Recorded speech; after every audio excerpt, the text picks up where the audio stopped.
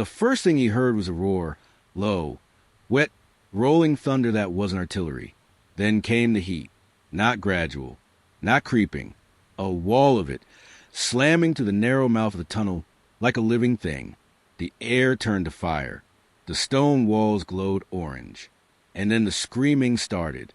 It was June 1945, the island of Okinawa, a piece of coral and mud barely 60 miles long, but every inch of it was a grave waiting to be filled.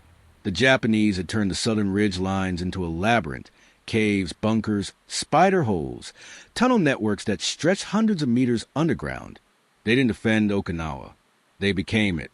And the Americans were learning, one shattered battalion at a time, that you couldn't kill what you couldn't see. Artillery didn't work.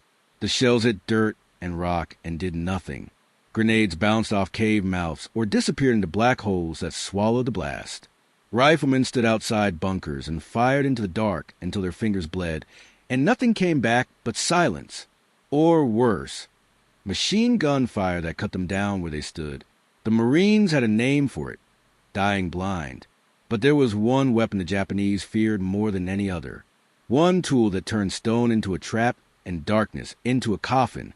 It didn't care about cover. It didn't care about concealment. It crawled, it roared, it poured itself into every crack and crevice and breath of air. It was flame. And when the Americans mounted it on a tank and sent it rolling toward the ridgeline, the Japanese soldiers inside those caves called it something else. Jigoku no kuruma, the moving hellfire. The vehicle was called a Zippo. Officially, it was the M4A3 R3 flame tank, a Sherman medium tank retrofitted with a flamethrower system powerful enough to throw burning fuel 70 meters in a sustained jet that could last 10 seconds.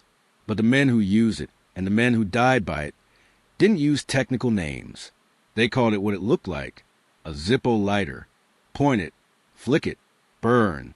The engineers who crewed them weren't line infantry. They were specialists. Obstacle clearance, mine sweeping, fortification reduction. They weren't trained to charge. They were trained to solve problems that couldn't be shot, couldn't be bypassed, couldn't be ignored. And in the spring of 1945, the biggest problem on Okinawa was the caves. Corporal Raymond Briggs was 22 years old, a farm boy from Nebraska who joined the engineers because he liked machines more than he liked people. He'd worked on tractors since he was 12. Engines made sense. You fed them fuel, they moved. You broke them, you fixed them. War didn't work that way, but tanks did.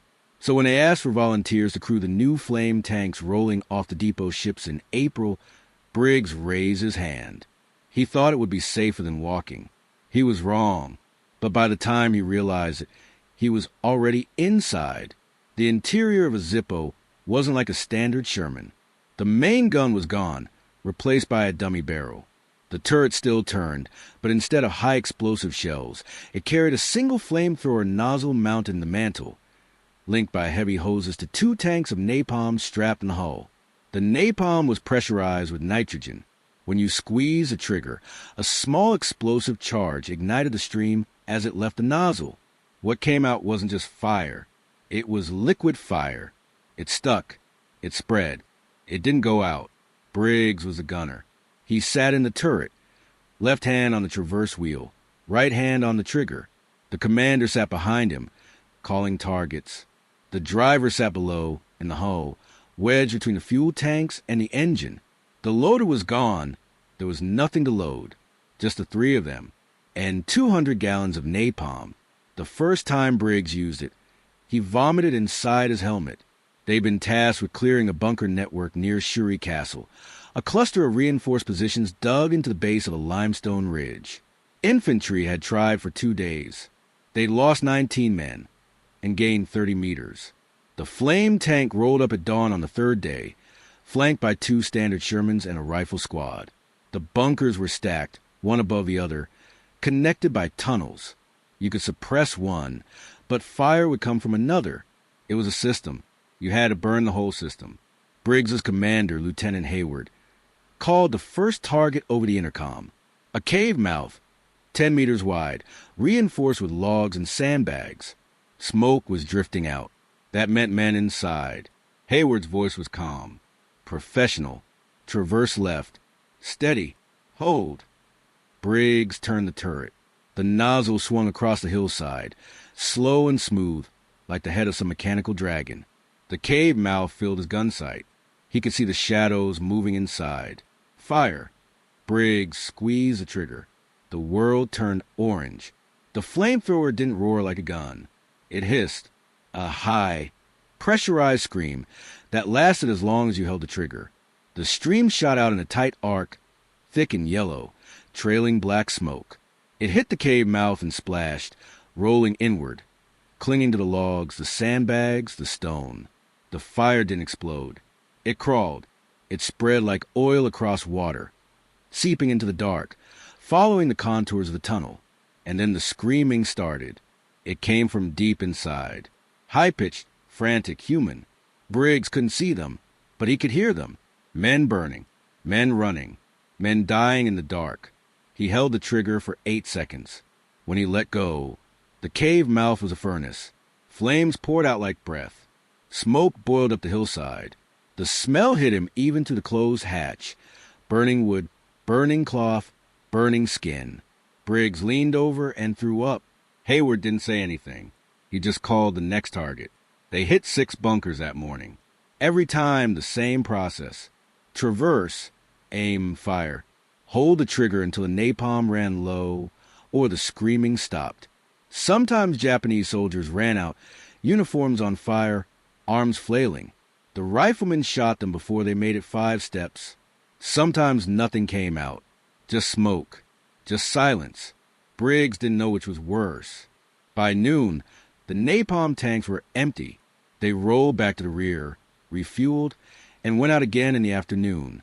Briggs didn't vomit the second time. He didn't feel anything.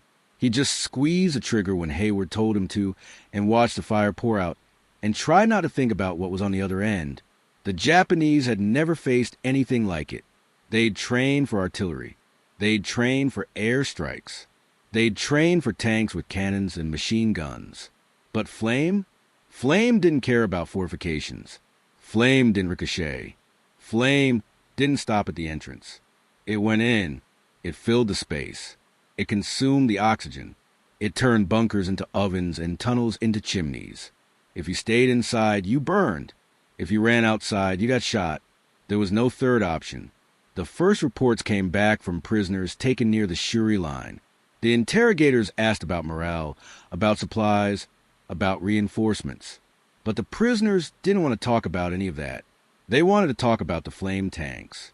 They called them Kane Sunsha, fire chariots, or jigoku no kuruma, hell vehicles. One prisoner, a sergeant from the 62nd Division, said his platoon had orders to hold a ridge for 3 days. They lasted 4 hours, not because of casualties, because of fear. When the Zippos came, half his men abandoned their positions and retreated into the deeper tunnels. They didn't care about orders. They didn't care about honor. They cared about not burning alive. The fear wasn't irrational. It was biological. Fire triggers something primal in the human brain, something older than language, older than strategy. You can train a man to stand under artillery. You can train him to charge into machine gun fire. But you can't train him not to run from fire. The body overrides the mind. And the Japanese soldiers in those caves, no matter how disciplined, no matter how indoctrinated, were still human. But the men inside the flame tanks were human too. And what they were doing, what they were ordered to do every single day, was eating them alive in a different way. Briggs started having nightmares 2 weeks in. He'd be back in Nebraska, standing in a cornfield, holding a blowtorch. He'd point at the corn and squeeze the trigger, and the fire would pour out, and the corn would scream. He'd wake up drenched in sweat, hands shaking, and realize he'd been squeezing his fists so hard his nails had drawn blood from his palms. He wasn't the only one. The other Zippo crews didn't talk about it, but you could see it in their eyes. The 1,000-yard stare that people always talk about with infantry. The engineers had it too, maybe worse. Because infantry could tell themselves they were killing soldiers. They could see the enemy, see the rifle, see the fight. The flame tank crews never saw anything. Just caves. Just fire. Just smoke. They were killing ghosts. Hayward tried to keep morale up. He reminded them they were saving lives. Every bunker they burned was one less ambush. Every tunnel they cleared was one less Marine bleeding out in the mud. He wasn't wrong.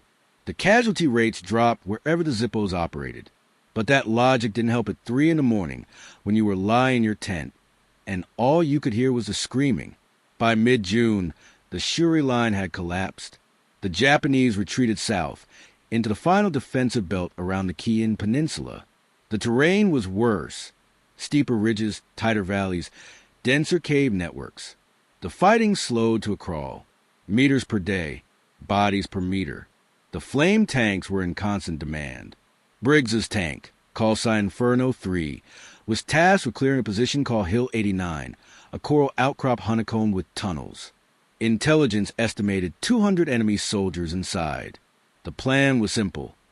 Infantry would cordon off the hill, the Zippos would burn every entrance, and bulldozers would seal the tunnels with rubble. No prisoners. No negotiations. Just extermination. They started at dawn. Inferno 3 rolled up the western slope, turret swiveling, searching for cave mouths. Briggs spotted the first one at 50 meters, a horizontal slit in the rock, barely a meter high. Hayward gave the order. Briggs fired. The flame shot out, low and fast, pour into the slit like water into a drain. For a moment, nothing happened. Then the hillside erupted. Fire burst out of a dozen different holes. Vents, cracks, tunnel exits that hadn't been visible from the ground. The entire hill was connected. One network. And Briggs had just pumped napalm into the lungs of it. Men poured out the exits, stumbling, crawling, uniforms burning. Some of them were firing rifles blindly. Some of them were screaming. Some of them were silent, skin blackened, moving on instinct alone. The infantry cut them down. Briggs watched through his periscope, unable to look away, unable to process what he was seeing. Then Hayward's voice crackled over the intercom. Next target. Traverse right. Briggs turned the turret. His hands were shaking. He found the next cave mouth. Squeezed the trigger. The fire poured out again. More smoke. More screaming. More bodies. They burned 11 entrances that morning. By the afternoon, the hill was silent. The bulldozers moved in, pushing coral and rubble into the tunnel mouths, sealing them shut. No one knew how many men were still inside. No one checked. The hill was neutralized. That was all that mattered. Briggs climbed out of the tank that evening and sat on the turret, staring at nothing. Hayward sat beside him. Neither of them spoke for a long time. Finally, Hayward said, "You did good today." Briggs didn't respond. He didn't feel good. He didn't feel bad. He didn't feel anything. He just felt empty. The battle for Okinawa ended on June 22, 1945. The Japanese lost over 100,000 soldiers. The Americans lost over 12,000, with another 38,000 wounded. It was the bloodiest battle of the Pacific War. And the flame tanks, those moving Hellfires, had been one of the key tools that broke the Japanese defensive lines. But the cost wasn't just measured in enemy dead. It was measured in the men who crewed those machines, in the nightmares they carried, in the guilt that didn't have a name, didn't have a face, didn't have a cure. After the war, Briggs went home to Nebraska. He never talked about Okinawa, never told his family what he did. He worked on the farm, married a local girl, raised 2 kids. But every few months, he'd wake up in the middle of the night, heart pounding, hands clenched, hearing the screaming. His wife asked him once what the dreams were about. He told her he didn't remember. It was the only time he ever lied to her. The flame tank crews were never celebrated. There were no medals for what they did, no parades, no recognition. They were too uncomfortable, too brutal, too honest about what war really was when you stripped away the strategy and the doctrine and the justification. They were men who had been handed a weapon that turned human beings into ash, and they had used it over and over because that was a mission, and the mission was all that mattered. But here's the thing. The flame tanks worked. They saved lives. American lives. Every bunker burned was one less ambush. Every tunnel cleared was one less Marine killed. The math was cold, but it was real. And in war, sometimes the most humane thing you can do is the most horrific. Because the alternative, sending men into those caves with rifles and grenades, would have killed thousands more on both sides. The Japanese soldiers who faced the Zippos didn't see it that way. To them, it was an atrocity, a violation, a weapon that didn't belong in the hands of civilized men. And maybe they were right. But the Americans didn't invent the fortified cave defense. They didn't choose to fight an enemy who turned every hill into a fortress and every ridge into a tomb. They responded. They adapted. They used the tools that worked. And the tool that worked was fire. There's a photograph, taken in late June 1945, that shows a line of flame tanks parked near a supply depot on Okinawa. The crews are sitting on the hulls, smoking cigarettes, faces blank. They don't look proud. They don't look ashamed. They just look tired. Tired in a way that sleep couldn't fix. One of those men was Raymond Briggs. He's in the back row, second from the left. You can't see his eyes in the photo. The shadow from his helmet covers them. But if you could, you'd see the same thing you'd see in the eyes of every man in that picture. The weight, the knowledge, the thing they'd carry for the rest of their lives. War is full of moral questions that don't have answers. Should you use a weapon that burns men alive if it saves your own men's lives? Is there a difference between killing with a bullet and killing with fire? Does intent matter if the result is the same? These aren't abstract questions. They're real, and they were asked every single day by the men who crewed those flame tanks. But here's what's certain. The flame tanks change warfare. They prove that fortifications, no matter how strong, could be defeated. They forced doctrine to evolve.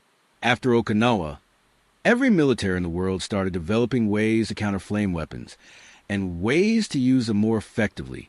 The moving Hellfire became standard, and the men who first wielded it became ghosts in the history books, remembered by their enemies, forgotten by their own. Raymond Briggs died in 1998 at the age of 75. His funeral was small. His obituary mentioned that he was a veteran, but it didn't say what he did. His children didn't know. His grandchildren didn't ask. The nightmares had stopped years before, or maybe he just stopped waking up from them.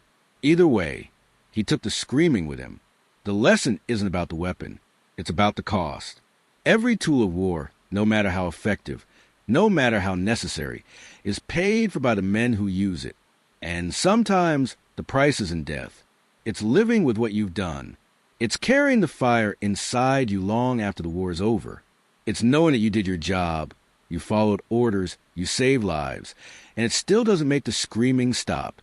The Japanese call them moving Hellfires, and they were right. But the hell didn't stay on the battlefield. It followed the crews home, and it burned just as long. The flame tank wasn't a new idea. It was an old one refined. The concept dated back to World War I, when the British and Germans both experimented with man-portable flamethrowers in the trenches. They were brutal, effective, and short-ranged. A soldier would strap a fuel tank to his back, pump the pressure manually, and spray fire into a bunker or trench. The problem was obvious. The man carrying it was a walking bomb. One bullet in the tank, and he'd vanish in a fireball. Flamethrower troops had the highest casualty rates of any specialty in the war. But they worked. They cleared trenches that rifles and grenades couldn't touch. So the idea survived. By World War II, every major power had flamethrower units. The Germans used them in Stalingrad. The Soviets used them in Berlin. The Japanese used them in China. But it was the Americans who perfected the concept of mounting the weapon on a tank. The logic was simple. Put the flamethrower on a vehicle, protect the crew with armor, extend the range with pressurized fuel, and you had a mobile weapon that could clear fortifications without exposing infantry. The first prototypes were tested in 1943. By 1944, they were being shipped to the Pacific. By 1945, they were everywhere. The M4A3R3 flame tank, the Zippo, wasn't the only model. There were other variants. The M4 Crocodile, the M5A1 Satan, the experimental E4-5 series. Each had different fuel capacities, different ranges, different ignition systems. But they all shared one thing. They terrified the enemy. Not because they were more lethal than a cannon. They weren't. A high explosive shell from a standard Sherman could kill more men faster. But fire was different. Fire was personal. Fire was pain. And pain, more than death, breaks morale. The Marines who fought alongside the flame tanks learned quickly that the weapon's psychological effect was as important as its physical damage. A bunker hit by artillery might stay manned. A bunker hit by napalm would empty in seconds. The Japanese soldiers inside would rather risk being shot in the open than stay in a space that was on fire. It wasn't cowardice. It was survival instinct overriding training. And the Americans exploited that ruthlessly. Briggs didn't understand the psychology at first. He just knew the weapon worked. But over time, he started to notice patterns. The way enemy fire would slacken after the first burst of flame. The way positions that held for days would collapse in minutes once the Zippo rolled up. The way Japanese soldiers would sometimes surrender, rare, almost unheard of, rather than face the fire again. It wasn't the weapon itself. It was the idea of it, the anticipation, the fear. One afternoon in early June, Inferno, 3 was supporting a rifle company trying to take a fortified village near the southern coast. The village was small, maybe 30 buildings, all wood and thatch, clustered around a dirt road. But the Japanese had turned it into a strong point. Every house was a bunker. Every window was a firing port. Every alley was a kill zone. The rifle company had tried a frontal assault the day before and lost 14 men in the first 10 minutes. Now they were waiting for the Zippos. Briggs's tank rolled in from the west, along with 2 other flame tanks and a platoon of riflemen. The plan was to burn the village house by house, systematically, until there was nothing left to defend. No one liked it. Burning buildings meant destroying whatever shelter or supplies might be inside. But the alternative was sending men through doorways under fire, room by room, and that would cost lives the Marines didn't have.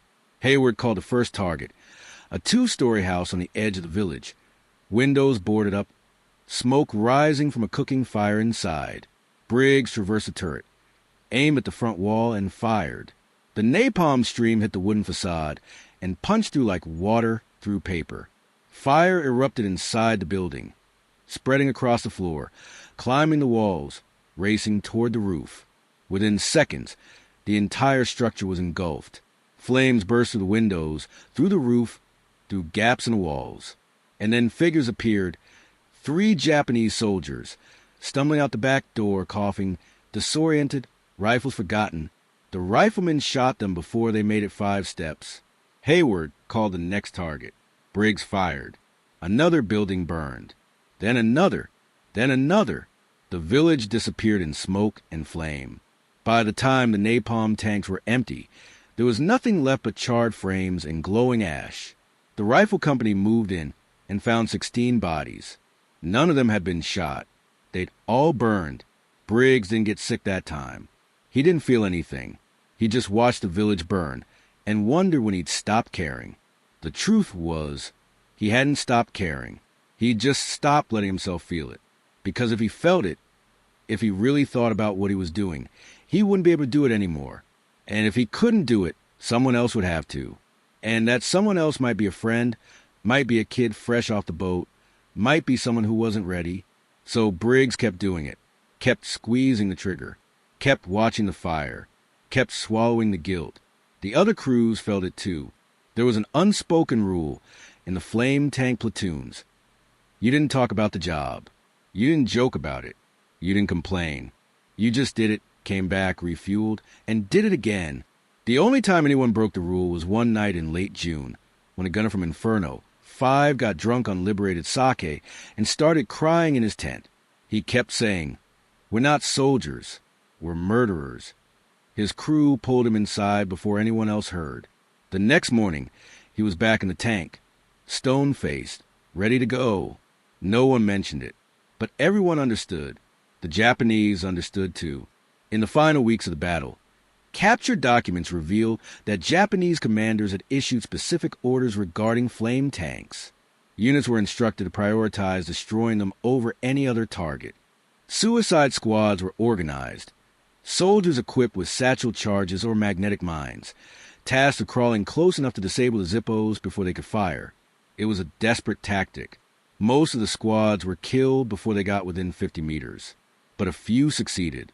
On June 17th, a flame tank from another company was hit by a suicide bomber near the village of Kanishi. The bomber had hidden in a shell crater, waited until the tank rolled past, then jumped onto the engine deck and detonated a 10-kilogram charge. The explosion ruptured the napalm tanks. The fire spread instantly. The crew tried to bail out, but the flames were too fast. All 3 men burned to death inside their own vehicle. The Marines, watching from 100 meters away, said they could hear the screaming over the sound of the fire. Briggs heard about it that evening. He didn't say anything. Neither did Hayward. Neither did the driver, a quiet kid from Ohio named Cooper, who never talked unless spoken to. They just sat in silence, cleaning their weapons, checking the fuel lines, making sure everything was secure.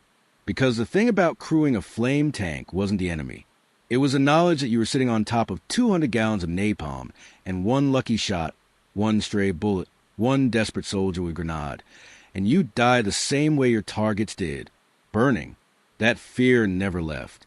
Every time they rolled out, every time they crested a ridge or rounded a corner, Briggs felt it, a cold knot in his stomach, a tightness in his chest, the certainty that this would be the time. This would be the shell, the mine, the bomber. He'd hear the explosion, feel the heat, and then nothing. Just fire, just pain, just over. But it never happened. Inferno. 3 survived the entire battle without a scratch. Not because they were lucky, because Hayward was smart. He never pushed too far forward. He never exposed the flanks. He never stayed in one spot too long.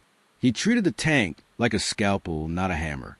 Precise, controlled, effective, and because of that, his crew lived.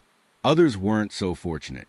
By the end of the campaign, the flame tank platoons had lost a third of their vehicles, some to enemy action, some to mechanical failure, some accidents, napalm leaks, pressure failures, ignition malfunctions that turned the tanks into rolling bombs. The crews who survived didn't talk about the ones who didn't. There was no point. Everyone knew the risks. Everyone had accepted them. You didn't join a flame tank crew because it was safe. You joined because it was necessary. And it was necessary. The casualty reports proved it. In sectors where flame tanks operated, infantry losses dropped by as much as 40%. Bunkers that would have taken days to reduce with grenades and satchel charges were cleared in minutes. Tunnel networks that would have required weeks of cave fighting were sealed in hours. The Zippos didn't just save time. They saved lives. American lives. That was the calculation. That was the justification. That was the reason Briggs kept pulling the trigger. But justification doesn't erase guilt. It just gives you a reason to carry it. On June 21st, the day before the battle officially ended, Briggs's tank was sent to clear one final position, a cave complex in the cliffs overlooking the southern coast. Intelligence said it was a command post, high-value target, possibly an officer, possibly documents. The order was to burn it, then send in a team to search the remains. Inferno. 3 approached from the east, moving slowly over broken ground.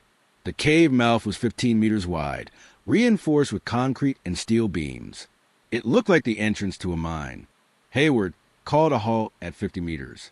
He studied the position through binoculars, then keyed the intercom. Briggs. Full burn. Poured in.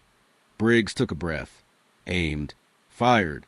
The napalm stream shot across the gap and splashed against the concrete. Fire rolled into the cave, spreading deep, filling the tunnel. Briggs held the trigger for the full 10 seconds. The longest burn he'd ever done. When he released, the cave mouth was a furnace. They waited. No one came out. No screams. No movement. Just fire and smoke. After 5 minutes, the infantry team moved in, gas masks on, rifles ready. They were inside for less than a minute before they came running back out. One of them bent over, vomiting. The squad leader radioed back. Jesus Christ. There's 50 of them in there. Maybe more. Women.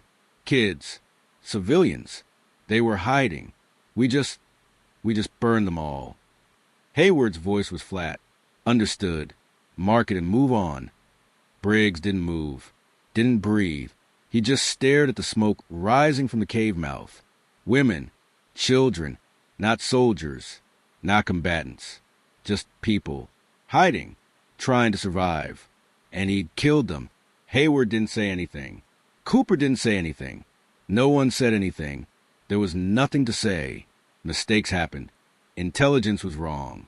Orders were followed. People died. That was war. But it wasn't a mistake. Not really. Because in that moment, Briggs realized something he'd been avoiding for weeks. It didn't matter who was in the cave. Soldier or civilian. Fighter or refugee. The flame didn't care. The fire didn't discriminate. And neither did he. He'd pulled the trigger without seeing, without knowing, without asking. Because that was the job. And the job didn't allow for doubt. That night, Briggs sat outside his tent and stared at the stars. He didn't cry. He didn't rage. He just sat. Hayward came by, handed him a cigarette, sat down beside him. They smoked in silence. Finally, Hayward spoke. It wasn't your fault. Briggs didn't respond. You hear me? It wasn't your fault. Intel said it was a command post. We followed procedure. You did exactly what you were supposed to do. Briggs turned to look at him. Does that make them less dead? Hayward didn't have an answer. The battle for Okinawa ended the next day. The island was declared secure. The survivors were rotated off the line, sent back to rear areas to rest, refit, and prepare for the invasion of Japan. But that invasion never came. In August, the atomic bombs fell. Japan surrendered. The war was over. Briggs went home in October. He didn't talk about Okinawa. He didn't talk about the flame tank. He didn't talk about the cave. He buried it all, deep, and tried to move on. But the fire stayed with him, in his dreams, in his memories, in the smell of gasoline that made him nauseous for the rest of his life. The lesson from the flame tanks isn't about technology. It's about cost. Every weapon, no matter how effective, no matter how necessary, extracts a price from the men who wield it. And sometimes that price is more than blood. It's the soul. It's the part of you that believes you're a good person, doing good work for a good cause. War doesn't let you keep that belief. War takes it, burns it, and leaves you with the ashes. The Japanese called the flame tanks moving Hellfires. They were right, but the hell didn't end when the war did. It followed the crews home.